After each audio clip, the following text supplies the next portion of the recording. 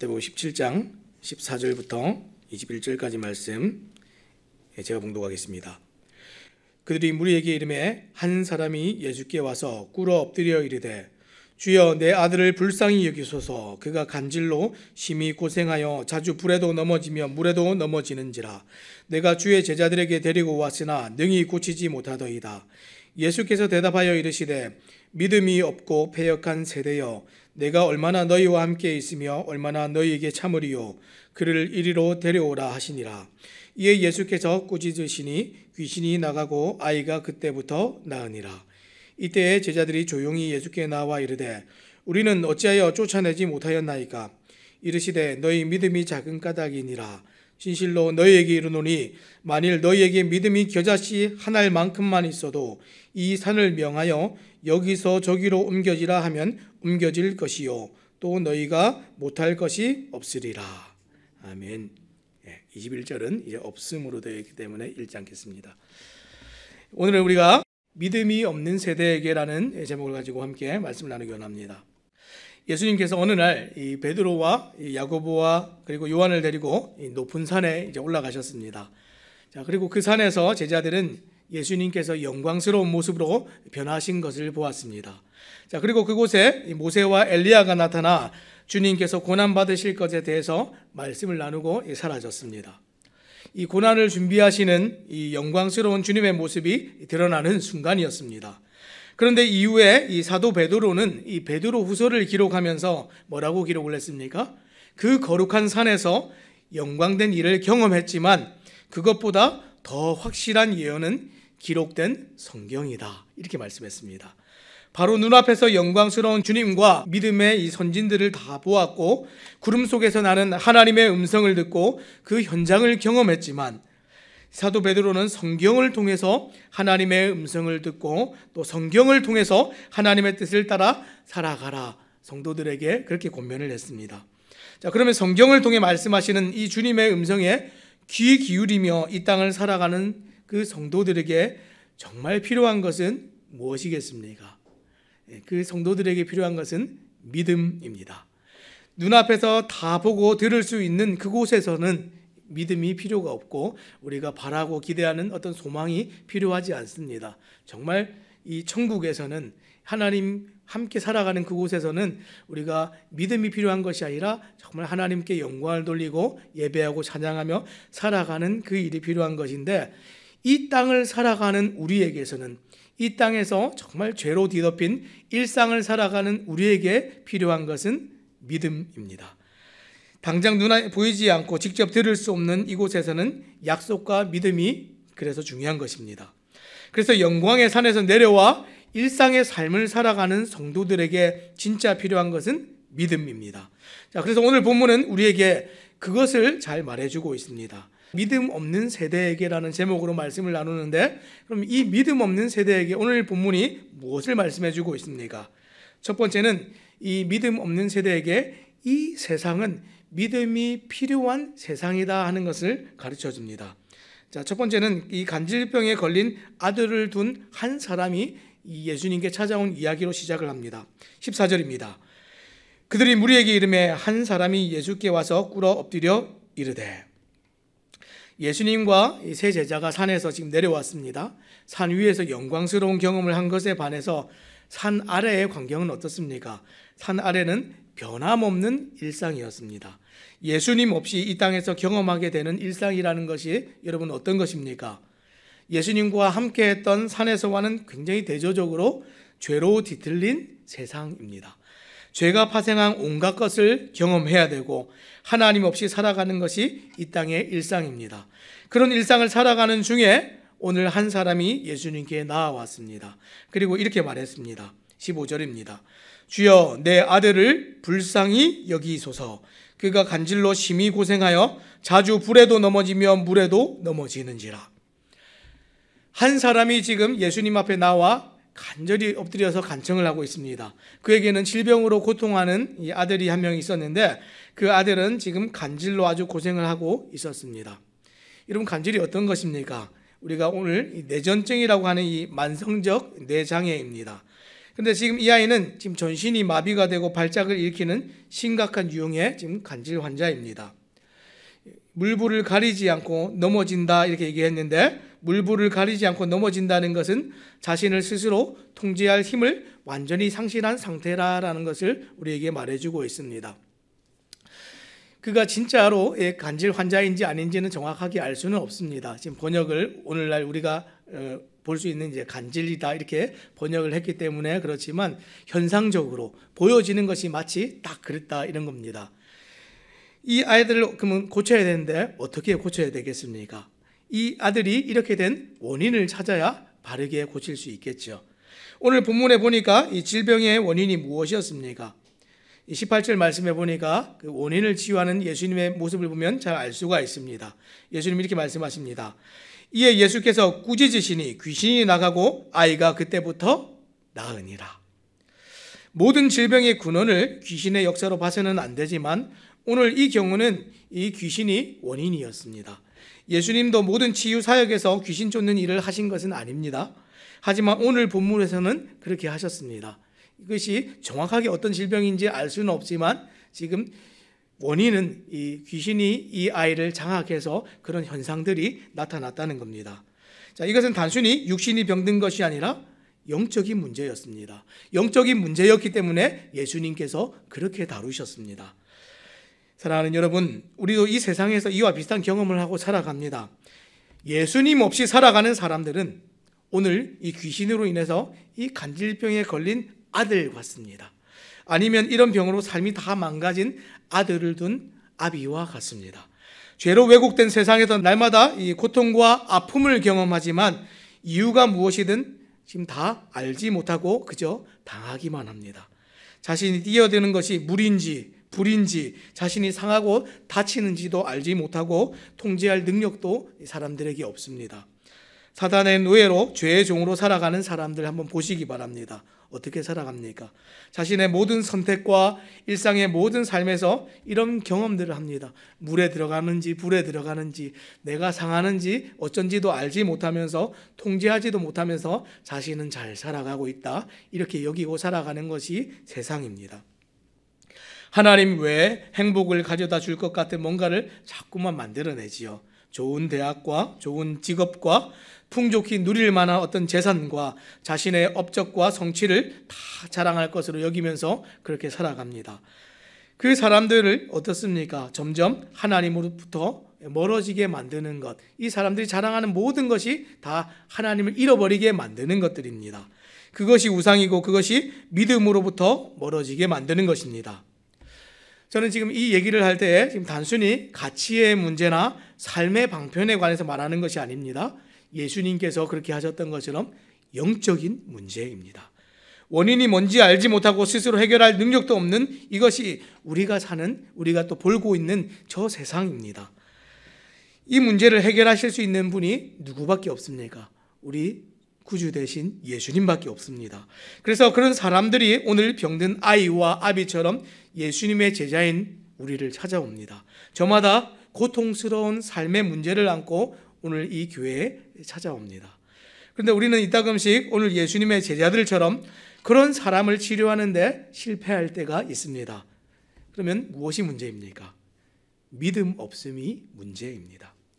이 두 번째로 우리가 좀 다루게 될 것은 이 무능한 제자들과 예수님이 어떻게 또 치유하시는지 그것을 대조하는 장면들입니다. 오늘 예수님께서 믿음 없는 세대를 향하여서 가르치실 때 첫 번째로 다룬 것은 이 땅에서 일상을 살아가는 사람들이 마치 간질병에 걸린 아이와 그 아비와 같다 하는 것이었다면, 이 두 번째로 가르치는 것은 그 병든 사람을 치유할 누군가가 반드시 필요하다 하는 것을 우리에게 보여주고 있습니다. 아들의 고통을 지켜보는 아버지의 심정은 말할 수 없을 만큼 절박했습니다. 그래서 예수님이 부재하신 중에 남아있는 이 9명의 제자들을 찾아왔습니다. 하지만 어쩐 일인지 이 제자들이 그 아이를 치료하지 못했습니다. 오늘 예수님께서 산에서 내려오셨을 때 이 아이의 아버지는 그 제자들의 무능함에 관해서 이렇게 얘기를 합니다. 16절입니다. 내가 주의 제자들에게 데리고 왔으나 능히 고치지 못하더이다. 굉장히 원망이 담긴 그 어조가 담겨 있지 않습니까? 능히 고치지 못하더이다. 믿고 왔는데, 고칠 줄 알았는데 당신의 제자들은 능력이 없고 당신이 제자 맞습니까? 이렇게 아마 따져 묻는 것 같은 어조가 있습니다. 우리는 제자들이 귀신을 쫓고 병을 고치는 권능을 부여받았다는 사실을 잘 알고 있습니다. 이미 마태복음 10장에서 그런 일이 있었습니다. 마태복음 10장 1절과 8절 말씀에 보니까 예수께서 그의 12제자를 부르사 더러운 귀신을 쫓아내며 모든 병과 모든 약한 것을 고치는 권능을 주시니라, 이렇게 말씀을 했고요. 8절에도 병든 자를 고치며 죽은 자를 살리며 나병 환자를 깨끗하게 하며 귀신을 쫓아내되 너희가 거저 받았으니 거저 주라. 이미 권능을 받았습니다. 실제로 이 사람들을 치유하고 귀신을 내쫓는 일들을 그들은 경험했습니다. 그런데 오늘은 고치지 못하고 있습니다. 마가복음과 누가복음에 보면 이 제자들이 실제로 귀신을 쫓고 병을 고쳤습니다. 이 마가복음 말씀 제가 읽겠습니다. 마가복음 6장 12절 13절입니다. 제자들이 나가서 회개하라, 전파하고 많은 귀신을 쫓아내며 많은 병자에게 기름을 발라 고치더라. 누가복음에도 실제로 고쳤다 이렇게 얘기합니다. 누가복음 9장 6절입니다. 제자들이 나가 각 마을에 두루다니며 곳곳에 복음을 전하며 병을 고치더라. 그런데 이번에는 제자들이 실패했습니다. 그 이유가 무엇입니까? 예수님의 말씀에서 확인할 수 있습니다. 예수님 이렇게 말씀하십니다. 17절 18절입니다. 예수께서 대답하여 이르시되 믿음이 없고 패역한 세대여, 내가 얼마나 너희와 함께 있으며 얼마나 너희에게 참으리요. 그를 이리로 데려오라 하시니라. 이에 예수께서 꾸짖으시니 귀신이 나가고 아이가 그때부터 나으니라. 이 예수님의 제자들에게 뭐라고 하셨습니까?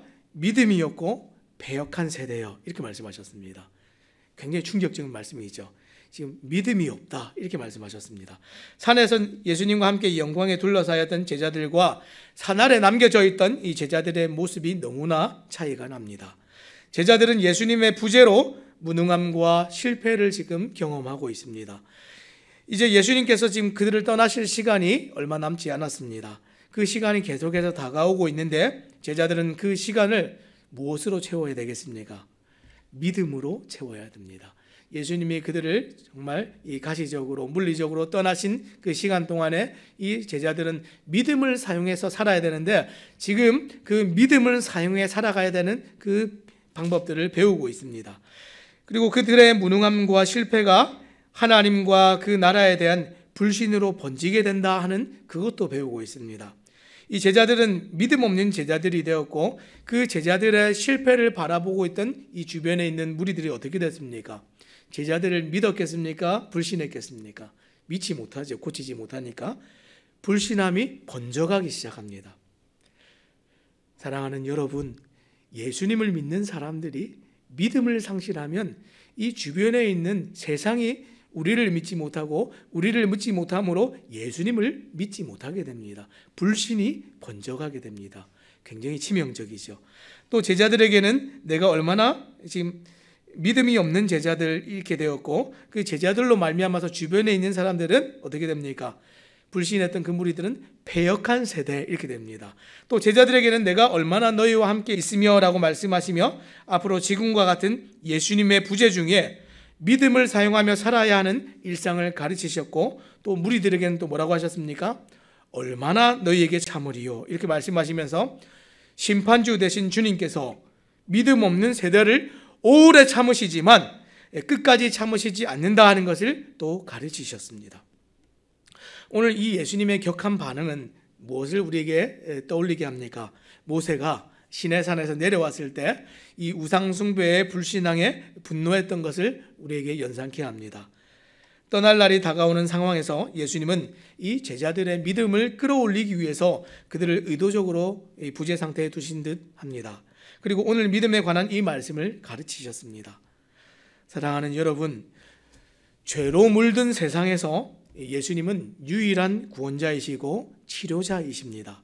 그리고 그 예수님을 당장 볼 수 없고 들을 수 없는 상황에서 믿음을 사용하여 살아가는 것은 가장 중요한 일입니다.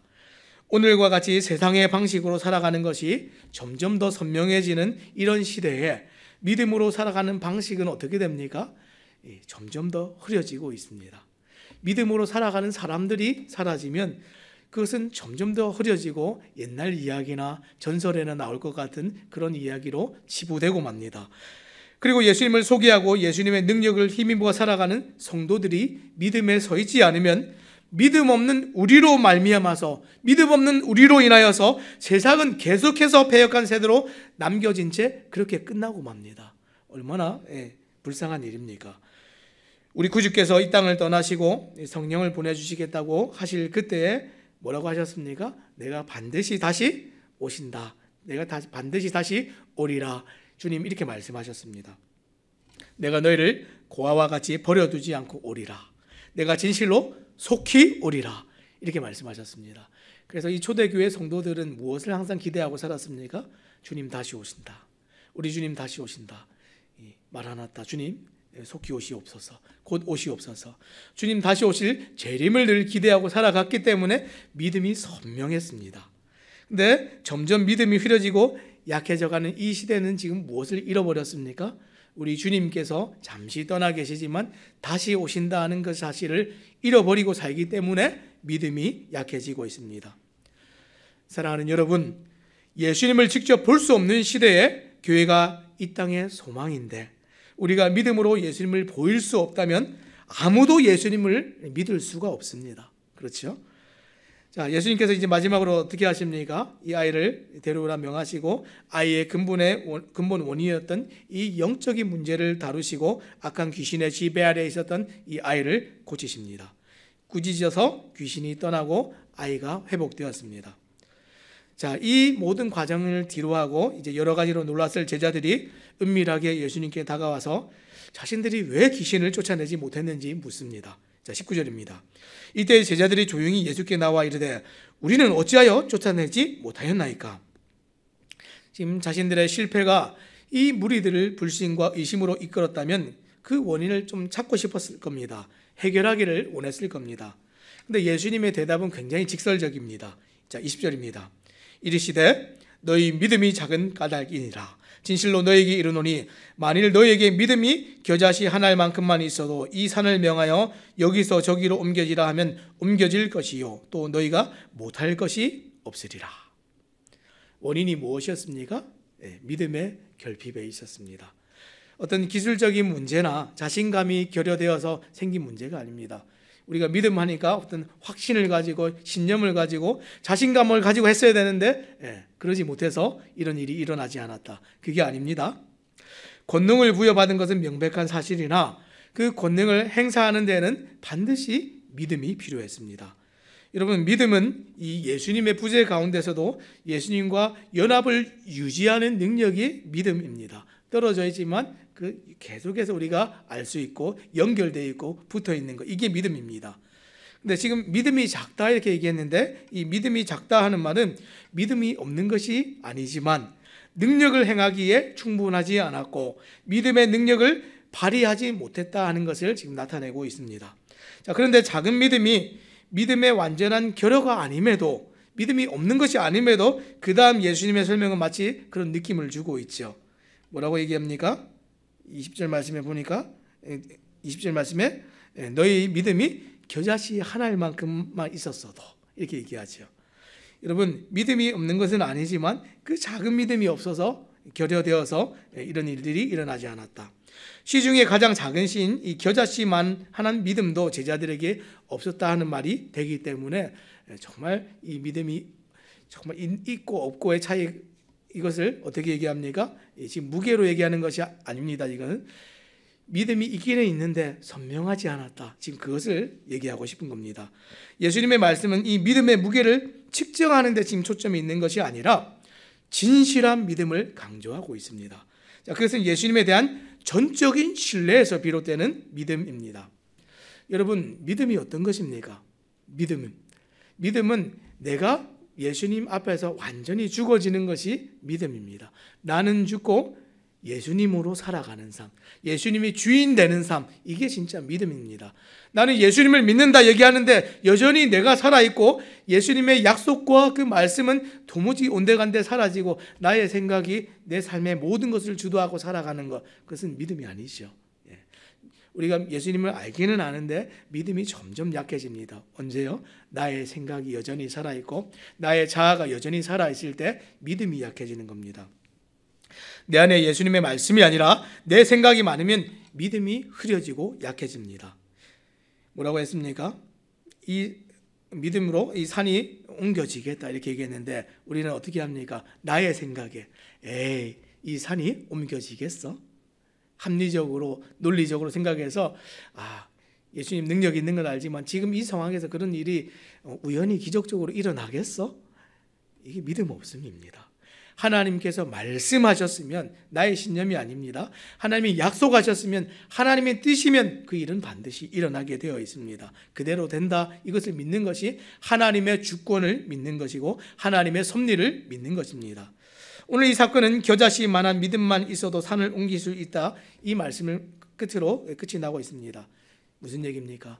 이 세대에게 믿음 없는 이 패역한 세대에게 진짜 믿음이 있기만 하면 우리는 이것을 볼 수 있을 것이다 이렇게 얘기합니다. 말씀을 맺겠습니다. 일상을 살아가는 이 세상에서 예수님 없이 살아가는 사람들에게 정말 믿음이 필요합니다. 믿음으로 살아가는 먼저 믿었던 사람들이 이 예수님을 믿고 살아가는 삶을 보이는 또 그런 믿음이 필요합니다. 그리고 그 믿음이 정말 사람들에게 끼쳐지도록 사람들이 불신으로 번지지 않도록 정말 예수님과 함께 동행하는 그런 교회와 성도 주님께서 우리를 그렇게 부르십니다. 유명하지 않아도 괜찮습니다.